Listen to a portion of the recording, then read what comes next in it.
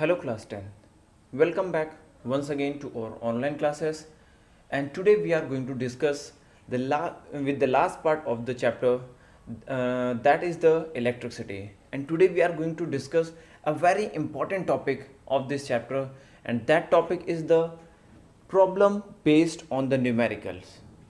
बेटा हम लोगों की बहुत बड़ी प्रॉब्लम है कि हम लोग फिज़िक्स बहुत अच्छे से पढ़ लेते हैं, समझ भी लेते हैं, उसको इम्प्लीमेंट भी कर लेते हैं, but the major problem is there that we are always facing the problem to solve the numerical. छोटे छोटे न्यूमेरिकल्स आते हैं, बहुत ही कॉम्पैक्ट टाइप के न्यूमेरिकल्स आते हैं और उसको हम लोग सॉल्व नहीं कर पाते हैं, and that is the major problem of our physics. Physics बेटा बहुत ही इजी सब्जेक्ट होता है अगर हम उसको बहुत ही ध्यान से पढ़ें और उसको ऑब्जर्व करें, उसको अपने डेली लाइफ में हम उसको ऑब्जर्व करें, then we are easily able to understand the concept of the physics. क्योंकि फिज़िक्स में हम जो भी पढ़ते हैं that is based on the physical quantity, और जिसको हम देख सकते हैं, समझ सकते हैं और उसको हम ऑब्जर्व कर सकते हैं अपनी डेली लाइफ में, दैट इज़ द फिज़िक्स. वो सारा कॉन्सेप्ट एक अपनी तरफ है, but the major problem is that we are not able to solve the questions. Numericals solution करने में हमें थोड़ी सी प्रॉब्लम आती है, and that is why because we are not aware of the formulas, we are not aware to the formulas that is given in the physics. हम लोगों ने chapter पढ़ा, चैप्टर ने बहुत अच्छे से एक्सप्लेन कर लिया, चैप्टर के फॉर्मूलेस लर्न कर लिए, बट प्रॉब्लम आती है कि हम न्यूमेरिकल नहीं कर पाते हैं. तो वहाँ पर मेन प्रॉब्लम ये है न्यूमेरिकल ना कर पाने का कि हमें नहीं पता होता कि what is the meaning of that physical quantity used in the formula. Suppose that to solve the formula of any chapter, from where we need to start, we can start from right now. First do one thing, note down the all the formulas given on that chapter. Suppose that we are talking about the chapter electricity, and all the formulas I have written on the board, whiteboard, you can see here. In the chapter electricity, we need to start from these formula. सबसे पहले हमें कौन कौन से formulas मिलते हैं? हमें सबसे पहला फॉर्मूला मिलता है I equal to Q upon T. That was the formula on the electric current, where I is the current, Q is the charge, and T is the time here. One more formula is related there, that is the Q is equal to N into E. Somewhere you will get the plus minus sign, कहीं कहीं पे हमें plus minus sign भी मिलेगा इस फॉर्मूले में. तो बेटा उससे परेशान नहीं होना. If there is a charge of electron then there will be the minus e minus n e, and if there is a charge of a proton there will be the plus n e. एक बार मैं फिर अपनी बातों को repeat कर रहा हूँ. अगर चार्ज ऑफ इलेक्ट्रॉन वहाँ पर देगा, हमें क्वेश्चन में इलेक्ट्रॉन चार्ज देगा, तो हम वहाँ पे Q is equal to minus n e लेंगे और simply we can put the value of a charge, you will get the solution. अगर हमें प्रोटॉन बोलेगा तो प्लस एन ई पुट करेंगे. Now the second formula is the formula for the potential, and we know the formula for the potential is equal to V is equal to W by Q. W is here work done, and work done is also equal to the amount of energy upon charge. Energy के बराबर होता है. If we talk about the work done, we need to find the energy. If we need to find the energy, we can also find the work done there. दोनों बराबर होता है. ऐसा क्यों होता है? Because of we know the amount of work done is called the energy. Amount of work done ही हमारा energy होता है. Okay, now the next formula was there, that is the V is equal to I R, and that is the formula for finding the potential. V is equal to I R, where I is the current and R is the resistance here, and V is the potential, or we can say potential difference. The next one is there, R is equal to rho L upon A. That was also the formula given there, where R is the resistance of a wire, rho is the resistivity, and L is the length of a wire, and A is the cross section area. Now the next formula was related to the combination of the resistance. और दो तरह के combination होते हैं. The first one is the series combination and second one is the parallel combination. In the case of a series combination, we use the formula R1 plus R2 plus R3. In the case of a parallel combination, we use the formula 1 upon R1 plus 1 upon R2 plus 1 upon R3. That was all about the series and parallel combination. Then we have found the concept. There was a formula of heat, finding the heat energy. Then the formula for the heat energy was I square RT, V square over R into T, and VIT. तीन फॉर्मूले हमें मिले थे वहाँ पे. बेटा ध्यान देना, when in the numerical it is the current, resistance and a time is given there, then we will apply this formula. In the case when potential, resistance and a time is given there, we will apply this formula. And when in the case the potential, current and time is given here, we will apply this formula. Same as in the case of a power, it is equal to P is equal to I square R, V square over R and V into I, and all the components from which what we represent, it is given here, that I is the current, Q is the charge, T is the time, V is the potential, W is the work done, R is the resistance, rho is the resistivity, and L is the length of a wire, and A is the cross section area of a wire. Now we are going to start the numerical. Let me see how we do the numerical. कैसे हम लोग numerical करते हैं. Let me check once. एक second. Okay. Now let me see how we do the numerical there. कैसे हम numerical करते हैं. सबसे बड़ी प्रॉब्लम है numerical कैसे करते हैं. First, read the numerical very carefully. बहुत ही आसान केयरफुली उस न्यूमेरिकल को रीड करो and observe what the thing is given there. क्या क्या हमें गिवन है. हमारे पास यहाँ पे कुछ न्यूमेरिकल है. You can see on the white board some numerical is given here. Let we read and let we see what the content is given here. चलो देखते हैं कैसे न्यूमेरिकल होता है और कैसे हम लोग करते हैं. We have a first numerical from the NCERT book, that is a calculate the number of electron in 1 coulomb of a charge. हम सारे फॉर्मूले से बेस्ड एक एक न्यूमेरिकल करके देखेंगे कैसे न्यूमेरिकल सॉल्व होता है. Calculate the number of electron in 1 coulomb of a charge. हमें नंबर ऑफ इलेक्ट्रॉन्स फाइंड करने हैं. We know the formula was solution for question number 1. We know the formula was Q is equal to plus minus N into E, where Q was the charge, N was the number of electron and E was the electron charge. We need to find the number of electron.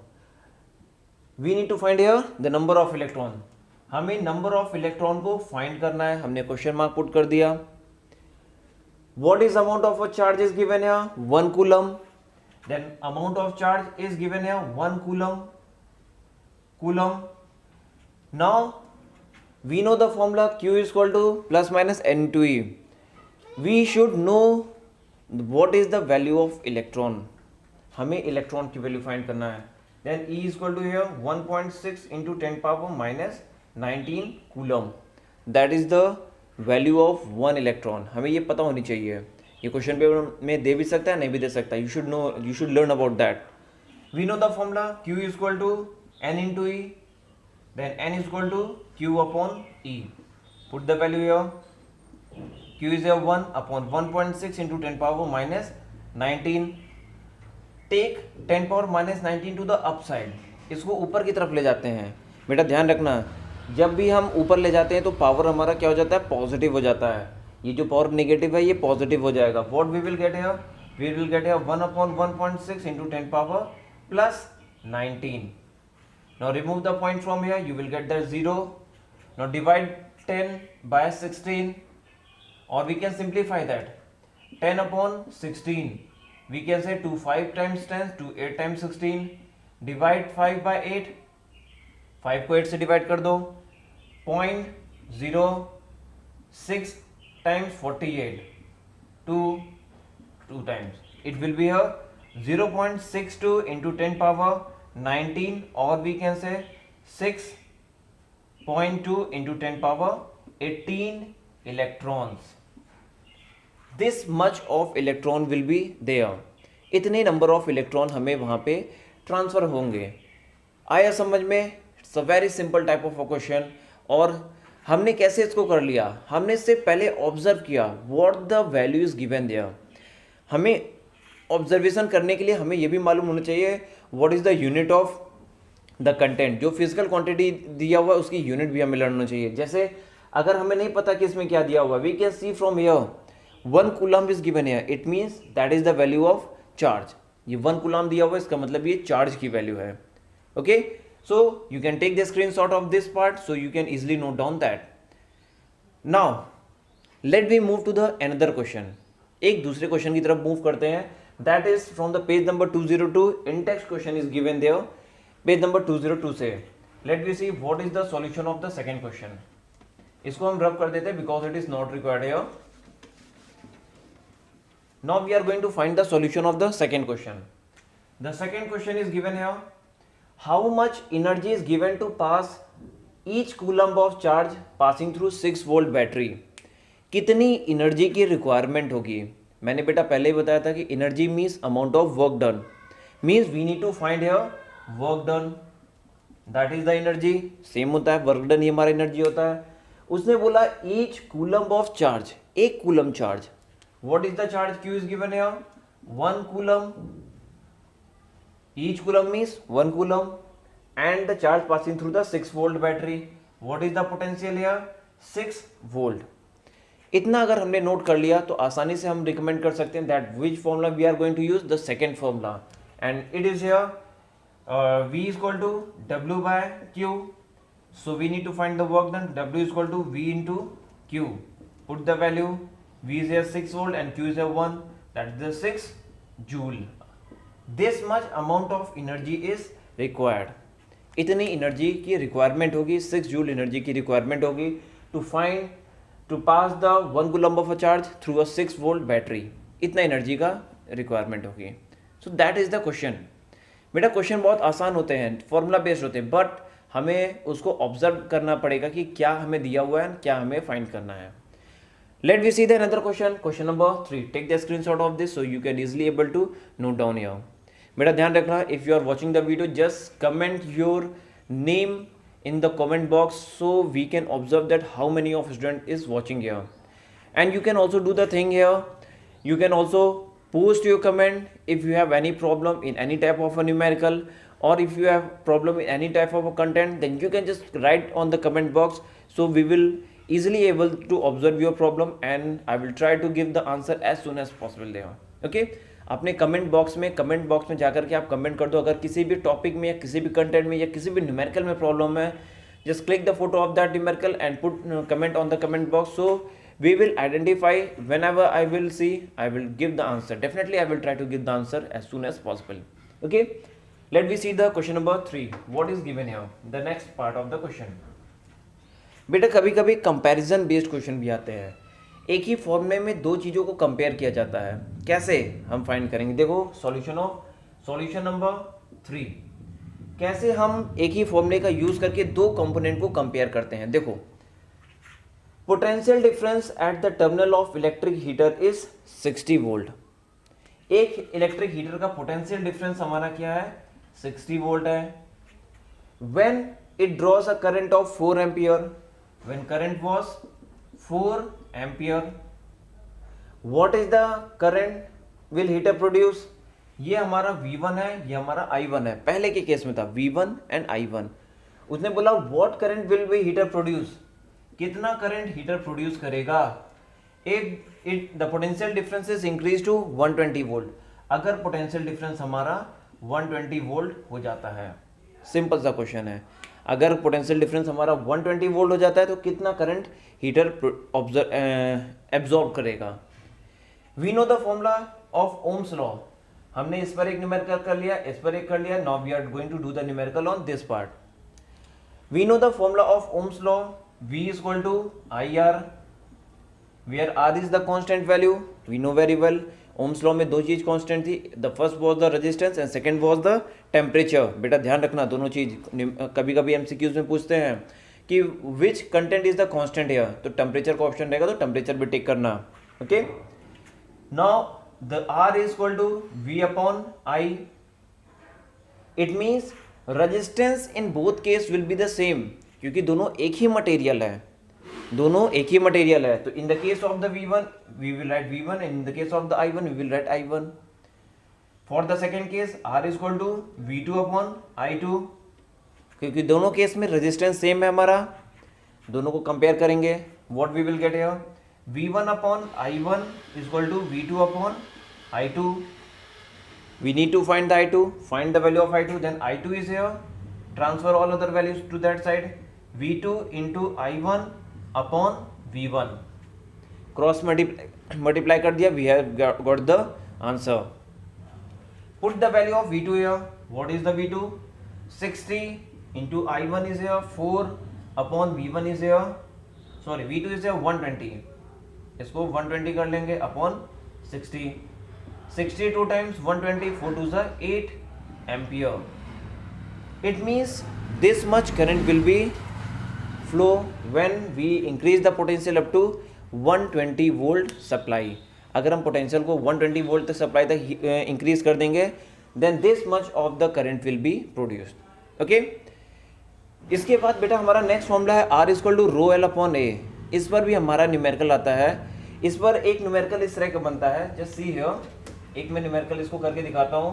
Hope so आप लोगों ने screenshot ले लिया होगा इस solution का.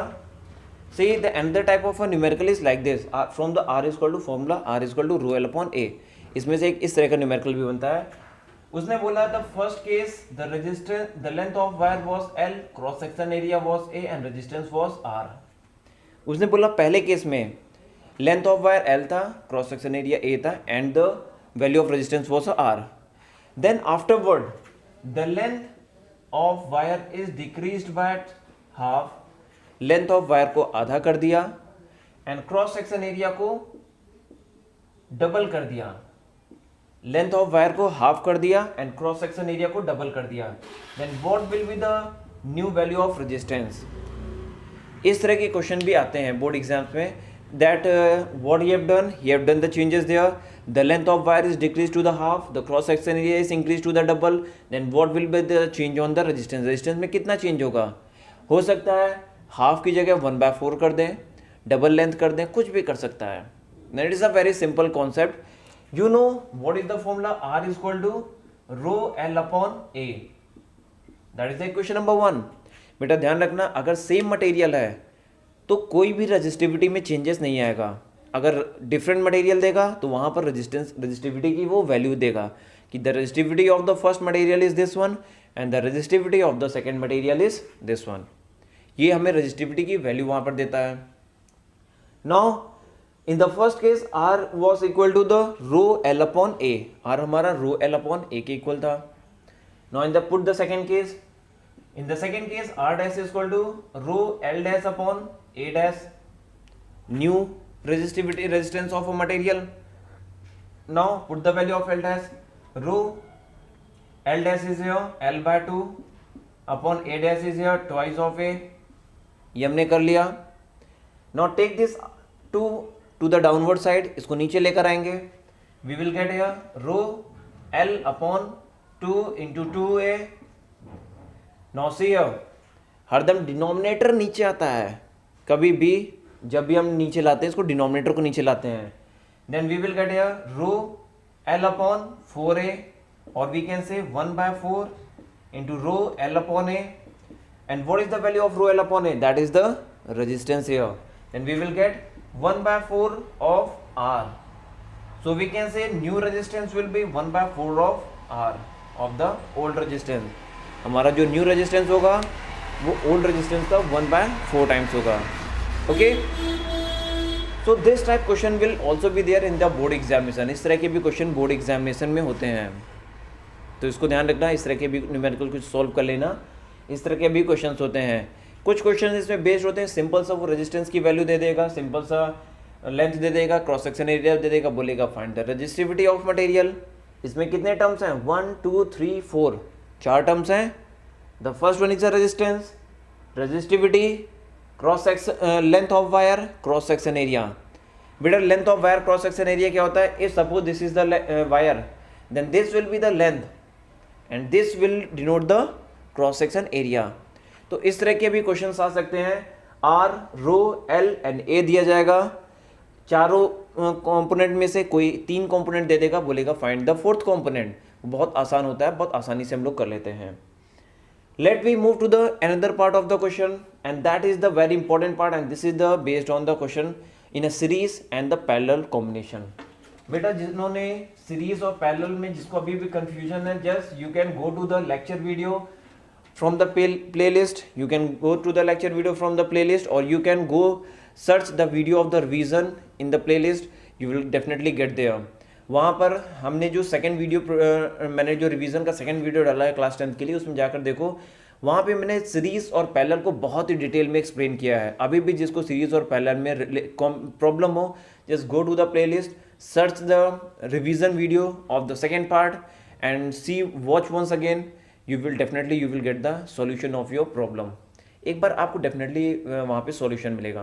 Okay, now एक बार मैं फिर से रिवाइज करा दे रहा हूँ कि what is the series combination and what is the parallel.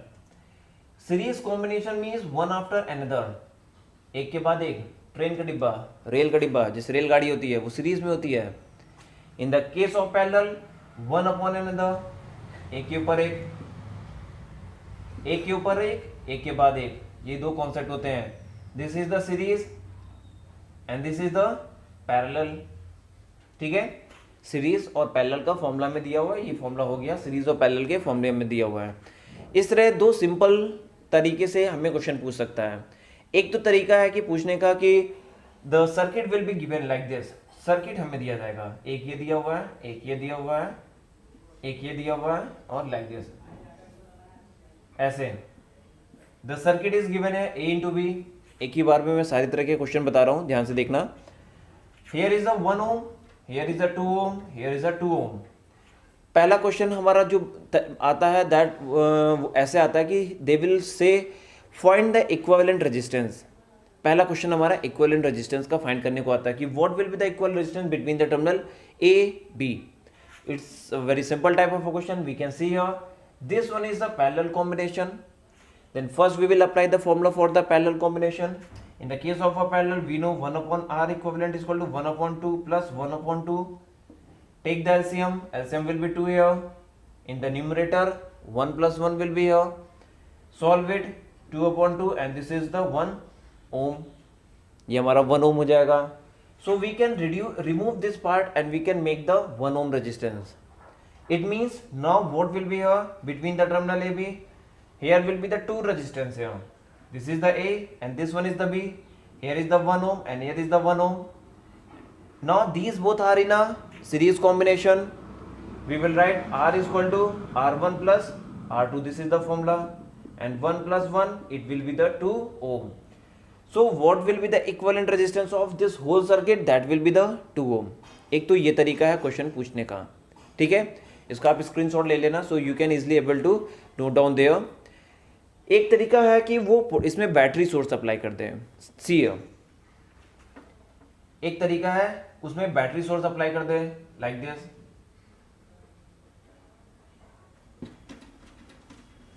वो बोलेगा apply the battery source here, battery of 4 volt ऐसे, 4 वोल्ट बैटरी, उसने बैटरी सोर्स अप्लाई कर दिया। बोला find the current in a circuit in each resistance. कभी कभी circuit में करंट भी फाइंड करवाता है, बोला सारे रेजिस्टेंस में बताओ सर्किट में करंट क्या होगा। वी नो दैट, इसको मैं इरेज कर देता हूं ताकि आसानी से हमें स्पेस मिल सके करने के लिए। Now we know that what was the current equivalent resistance, we have founded 2 ohm. हमने 2 ओम इक्विवेलेंट रेजिस्टेंस फाइंड किया। इससे पहले what is the potential given here, V is equal to 2 volt. Then what will be the total current? Current is equal to, we know from the V is equal to IR. This is the Ohm's law.